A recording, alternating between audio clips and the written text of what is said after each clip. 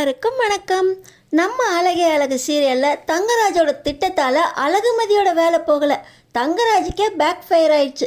சுரேஷோட வேலை போயிருச்சு. தங்கராஜு சுரேஷ் கிட்ட மாட்டிக்கிட்டாரு. அப்படி என்னதான் நடந்துச்சு தெரிஞ்சுக்கிறதுக்கு முன்னாடி இந்த வீடியோக்கு ஒரு லைக் போட்டுக்கோங்க.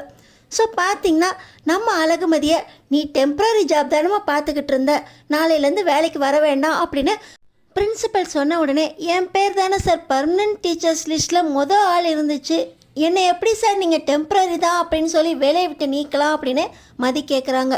அதெல்லாம் கேட்குறக்கு உனக்கு ரைட்ஸ் கிடையாது, வேலையை விட்டு போனால் போகணுமா அப்படின்னு இந்த தங்கராஜோட பேச்சை கேட்டுக்கிட்டு இந்த பிரின்சிபலும் நம்ம அழகுமதியை வேலையை விட்டு ரிசைன் பண்ணிடுறாங்க.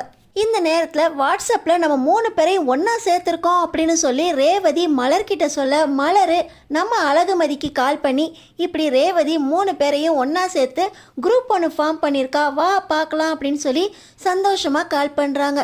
இதையெல்லாம் பார்த்து சந்தோஷப்படுற மூடில் நான் இல்லைங்க்கா, என்னை வேலையை விட்டு ரிசைன் பண்ணிட்டாங்க அப்படின்னு நம்ம அழகுமதி ரொம்ப சோகமாக மலர்கிட்ட சொல்ல, அந்த நேரத்தில் நம்ம மதியோட ஸ்டூடெண்ட்டு கவிதா வராங்க. கவிதாவை ஞாபகம் இருக்கா கைஸ்? நம்ம சுரேஷுக்கு வேலை போகிறதுக்கு முக்கியமாக காரணமாக இருந்தது கவிதாவும் ஷாமும் தான். கவிதா தங்கராஜ் ரிலேட்டிவோட பொண்ணு. இந்த கவிதாவை ஷாமுங்கிற ஒரு பையன் காலேஜில் வச்சு லவ் பண்ணுறான், பின்னாடியே சுற்றுறான் அப்படின்னு சொல்லி தங்கராஜ் முதலாக சுரேஷை கூட்டிக்கிட்டு நம்ம மதியோட காலேஜுக்கே வந்து கவிதாவையும் ஷாமையும் ஒன்றா கூட்டி வச்சு மிரட்டினார். ஏன் காலேஜுக்கே வந்து ஏன் ஸ்டூடெண்ட்ஸ் ஏன் காலேஜுக்குள்ளே வச்சு மிரட்டுறீங்களே அப்படின்னு நம்ம மதிக்கும் சுரேஷுக்கும் பிரச்சனையாச்சு. அதுக்கப்புறம் இந்த ஷாமை தங்கராஜ் சுரேஷோட சேர்ந்துக்கிட்டு அடிக்கும்போது அந்த வீடியோ சுரேஷ் மூலமாக வெளியே எல்லாருக்கும் லீக் ஆயிடுச்சு. நம்ம மதி கவிதாவையும் ஷாமையும் தங்கராஜ் மிரட்டினதை எஸ்பி ஆஃபீஸில் போய் கம்ப்ளைண்ட் பண்ணி சுரேஷும் அதுக்கு உடந்தையாக இருந்தார் அப்படின்னு கம்ப்ளைண்ட் பண்ணாங்க.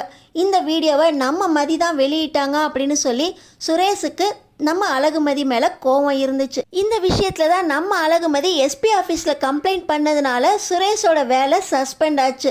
அதுக்கப்புறமா நம்ம மதியே இதில் எல்லா தப்பும் என்னோடது தான், இந்த விஷயத்தை எங்கள் 2 குடும்பமும் உட்காந்து பேசி எங்களுக்கு கல்யாணம் பண்ணி வச்சிட்டாங்க, இந்த விஷயத்தில் சுரேஷ் மேலே எந்த தப்பும் இல்லை, நான் தான் அவர் மேலே பொய் புகார் கொடுத்தேன் அப்படின்னு சொல்லி கல்யாணத்துக்கு அப்புறம் தங்கராஜ் மிரட்டினதுனால நம்ம அழகுமதி அந்த கேஸை வாபஸ் வாங்கினாங்க. இப்போ அதே கவிதா இப்போ நம்ம அழகுமதி சஸ்பெண்ட் ஆனதுக்கப்புறம் இப்போ வந்து நிற்கிறாங்க. என்னங்க மேடம், தங்கராஜ் சார் இன்னும் உங்களையும் பழி வாங்குறத விடலையா அப்படின்னு கவிதா கேட்க, அதெல்லாம் ஒன்றும் இல்லையே, அவருக்கும் எனக்கும் எந்த ப்ராப்ளமும் இல்லை, நீ ஏன் திடீர்னு தங்கராஜை பற்றி பேசுகிற அப்படின்னு நம்ம அழகுமதி கவிதா கிட்ட கேட்க, நேற்று அவர் காலேஜுக்கு வந்திருந்தார், மறுபடியும் என்னையும் ஷாமையும் மிரட்டி அடிப்பணியை வைக்கிறதுக்கு தான் வராரோ அப்படின்னு நினச்சி நானும் ஷாமும் ஒரு பக்கமாக அவர் என்னதான் பண்ணுறாருன்னு பார்த்துக்கிட்டு இருந்தோம் மேடம். அந்த நேரத்தில் தான் தங்கராஜ் சார் நேராக பிரின்சிபல் ரூமுக்கு போனார். அங்கே அவர் என்ன பேசுகிறாருன்னு கேட்குறதுக்காக நானும் ஷாமும் பின்னாடியே போனோம். அவர் உங்களை பற்றி தான் பேசிக்கிட்டு இருந்தார், அதை நாங்கள் வீடியோ எடுத்தோம், என்ன பேசினாருன்னு தெரியாது மேடம் அப்படின்னு இந்த கவிதாவும் ஷாமும் சொல்ல, என்ன சொல்கிறீங்க, அவர் எதுக்கு நேற்று காலேஜுக்கு வந்தார் அப்படின்னு நம்ம மதி கேட்குறாங்க. அதே தான் மேடம் நானும் உங்கள்கிட்ட கேட்குறேன், ஆனால் எங்கள் விஷயத்தில் அவர் தலையிட்ட மாதிரி தெரியல, நீங்கள் தான் ரொம்ப அமைதியாக சோகமாக இருக்கிற மாதிரி தெரியுது, அவரால் உங்களுக்கு எதுவும் ப்ராப்ளம் வந்துருச்சா அப்படின்னு கவிதா கேட்குறாங்க. நம்ம அழகுமதிக்கு ஒன்றுமே புரியல, என்ன தங்கராஜ் இங்கே வர்றதுக்கு சான்ஸே இல்லையே, நேற்று நாங்கள் அவர் வீட்டில் தானே இருந்தோம், அவர் எதுக்கு காலேஜுக்கு வந்தார் அப்படின்னு நம்ம அழகுமதிக்கு ஒரே யோசனையாக இருக்குது. இந்த நேரத்தில் தான் நம்ம அழகுமலர் சொன்னதாக சொல்லி சுரேஷ் அழகுமதியை கூட்டிகிட்டு போகிறதுக்காக வராரு. நம்ம மதிக்கு சுரேஷை பார்த்த உடனே ஒரே ஆச்சரியம், எதுக்காக வந்திருக்கீங்க அப்படின்னு கேட்க, அண்ணி தான் சொன்னாங்க, இல்லாட்டினா உன்னை கூட்டிகிட்டு போகிறதுக்கு எனக்கு என்ன தலைவிதியா, உனக்கு ஏதோ பிரச்சனை நீ ரொம்ப சோகமாக இருக்கேன்னு சொன்னியாமே, உன்னை வீட்டில் கூட்டிகிட்டு போய் விட்டுட்டு நான் ஸ்டேஷனுக்கு போகணும் அப்படின்னு சொல்லி சுரேஷ் சொல்கிறாரு. நம்ம அழகுமதியை சுரேஷ் அவர் வண்டியில் வச்சு கூட்டிகிட்டு போகிறப்போ ஸ்டூடெண்ட்ஸ் எல்லாருமே பார்க்குறாங்க. நம்ம மதியை வழி அனுப்பி வச்சு இனிமேல் இவங்கள பார்க்க முடியாதே அப்படின்னு சோகமாக இருக்கும்போது நம்ம மதி கூட பேசிக்கிட்டு இருந்த அந்த கவிதா திடீர்னு சூசைட் அட்டம் பண்ணுறாங்க.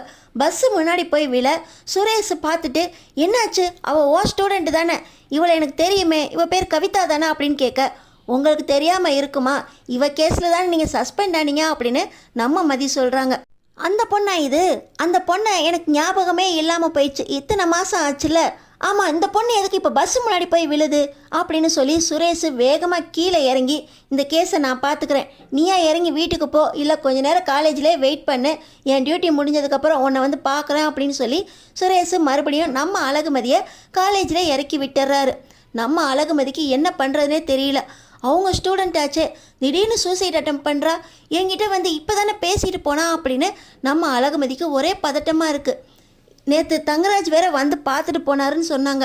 இவளுக்கு எதுவும் ப்ராப்ளமோ, இவளுக்கு ப்ராப்ளம் கொடுக்கறதுக்காக தான் தங்கராஜ் வந்திருந்தாரோ அப்படின்னு சொல்லி சிசிடிவியை செக் பண்ணுறதுக்காக நம்ம அழகுமதி சிசிடிவி ரூமுக்கே போகிறாங்க. இதுக்கிடையில் ஷாமும் அழுதுகிட்டே வேகமாக வந்து, மேடம் மேடம் கவிதா சூசைட் அட்டம் பண்ணிட்டா மேடம், தங்கராஜ் எங்களை சும்மாவே விட மாட்டேங்கிறாரு மேடம், அவங்க வீட்டில் ரொம்ப ப்ரெஷர் பண்ணிக்கிட்டே இருக்காங்களாம், படிக்க விடாமல் கல்யாணம் பண்ணணும்னு ப்ரெஷர் பண்ணிக்கிட்டு இருக்காங்க. இதில் தங்கராஜ் சார் வேறு நேற்று பிரின்சிபல் கிட்ட பேசினார், அவளை இந்த காலேஜ்லேருந்து நிறுத்திட்டாங்கன்னு நினைக்கிறேன் மேடம், அவளுக்காக எதுவும் வந்தாங்களான்னு தெரியல, அதனால தான் அவள் சூசைட் அட்டம் பண்ணிட்டான்னு நினைக்கிறேன். தங்கராஜ் சார் எப்போ மிரட்டினாரோ அப்போலேருந்து நான் கவிதா கூட பேசுகிறதே விட்டுட்டேன் மேடம், இன்னும் தங்கராஜ் சார் கவிதாவை மிரட்டுறதை விடவே மாட்டேங்கிறார் மேடம் அப்படின்னு ஷாம் அழுகுறான். இரு நான் செக் பண்ணுறேன் அப்படின்னு சொல்லி நம்ம அழகுமதி சிசிடிவி ரூமில் தங்கராஜை பிரின்சிபல் கிட்ட என்ன பேசினாரோ அப்படின்னு போய் செக் பண்ணுறாங்க. பார்த்தீங்கன்னா தங்கராஜ் குடும்ப சூழ்நிலை அப்படி இருக்குது, அழகுமதி நாளையிலேருந்து வேலைக்கு வரக்கூடாது, அவளோட டெம்பரரி ஜாப் முடிஞ்சிருச்சு அப்படின்னு சொல்லி அவளை அப்படியே அனுப்பி வைங்க அப்படின்னு தங்கராஜ் பேசுனது எல்லாத்தையுமே நம்ம அழகுமதி சிசிடிவி மூலமாக பார்த்துட்றாங்க. நம்ம அழகுமதிக்கு கோவம் அதிகமாக வருது. நம்ம வேலை பார்க்குறதுல இவருக்கு என்ன வந்துச்சு, பர்மனன்ட் ஜாப் கிடைக்கக்கூடாது அப்படின்னு இவர் தான் பிரின்சிபல்கிட்ட பேசியிருக்காரோ அப்படின்னு ரொம்ப கோவத்தோடு நம்ம அழகுமதி வராங்க. இருந்தாலும் கவிதா எதுக்கு சூசைட் பண்ணா அப்படின்னு அவங்களுக்கு இன்னும் ஒன்றுமே தெரியல. நம்ம வேலை போகிறதுக்கு காரணம் தங்கராஜ் தான் அப்படின்னு நம்ம அழகுமதிக்கு புரிஞ்சிருது. இந்த நேரத்தில் தான் கவிதாவை காப்பாற்றி சுரேஷ் ஹாஸ்பிட்டலில் சேர்க்க நம்ம அழகுமதி நேராக கவிதாவை பார்க்குறதுக்காக ஷாமையும் கூட்டிகிட்டு ஹாஸ்பிட்டலுக்கு போகிறாங்க. அங்கே போய் கவிதா கிட்ட எதுக்காக இப்படி சூசைட் அட்டம் பண்ணா அப்படின்னு மிரட்டி கேட்க, அது ஒன்றும் இல்லை மேடம், நேற்று தங்கராஜ் சார் வந்து பிரின்சிபல் கிட்ட பேசினார், இன்றைக்கி அந்த எஸ்ஐ சுரேஷ் சாரும் காலேஜுக்கு வந்ததை நான் பார்த்தேன் மேடம், எனக்கு ரொம்ப பயமாக இருக்குது. ஏற்கனவே இந்த தங்கராஜ் சாரும் சுரேஷ் சாரும் ஒன்றா சேர்ந்து ஷாமை அடித்து போட்டு போலீஸ் கேஸ் வரைக்கும் போய் நீங்கள் தான் அப்போ ஹெல்ப் பண்ணீங்க. ஆனால் இப்போது அந்த சுரேஷ் சாரை நீங்கள் கல்யாணம் பண்ணிக்கிட்டீங்க. தங்கராஜ் சாரையும் சுரேஷ் சாரையும் எதுக்குற அளவுக்கு எங்களுக்கு எந்த ஒரு வலிமையுமே கிடையாது. நீங்கள் தான் எதிர்த்து நின்னீங்க. நீங்களும் சுரேஷை கல்யாணம் பண்ணதுனால எங்களுக்கு யாருமே ஆதரவாக வரமாட்டாங்க. அவங்க எங்களை 2 பேரையும் மிரட்டுறதுக்காக தான் மறுபடியும் வந்திருக்காங்கன்னு நினைக்கிறோம் மேடம். காலேஜ் நிர்வாகத்திட்டையும் பேசிட்டாங்க, என் படிப்பும் கெட்டு போச்சு, எங்கள் வீட்லேயும் எனக்கு மாப்பிள்ளை பார்த்துக்கிட்டு இருக்காங்க, சீக்கிரமே கல்யாணம் பண்ணி வச்சுருவாங்க, எனக்கு கல்யாணத்தில் இஷ்டம் இல்லை மேடம், அதனால தான் நான் சூசைட் அட்டம் பண்ணேன் அப்படின்னு கவிதா அழுகுறாங்க.